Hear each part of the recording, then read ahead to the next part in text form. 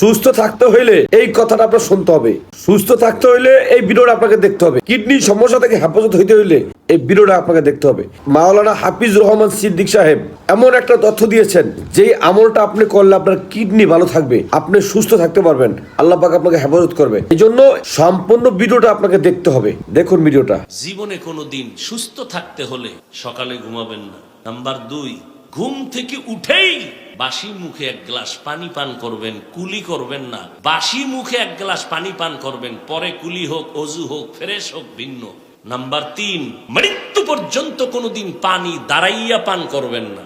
সমস্ত বৈজ্ঞানিকরা একমত, গবেষকরা একমত, দাঁড়াইয়া পানি পান করলে কিডনির উপরে আক্রমণ হয়। রাসূল ১৫০০ বছর আগে কি কইছেন? দাঁড়ায় কিছু খাইও না, পান করো না। বৈজ্ঞানিকরা গবেষণা করছে, মুহাম্মদ এটা কেন বলল? সিদ্ধান্ত দিল মুহাম্মদের প্রত্যেকটা থিওরি শুধু সুন্নাত আর পরকালের সওয়াব না, প্রত্যেকটা থিওরি মানুষের দুনিয়ার লাইনে শরীরের মহা ঔষধ। আমি তো ব্রাশ করি, মেসওয়াক করি, বহুদিন পরীক্ষা করে দেখছি মেসওয়াকের দ্বারা মুখের দুর্গন্ধ আর পরিষ্কার যেই পরিমাণ হয়, দুর্গন্ধ যায়। পৃথিবীর শ্রেষ্ঠ টাকা দিয়া শ্রেষ্ঠ ব্রাশ কিনলেও মুখের দুর্গন্ধ মেসওয়াকের মতো ক্লিয়ার হয় না।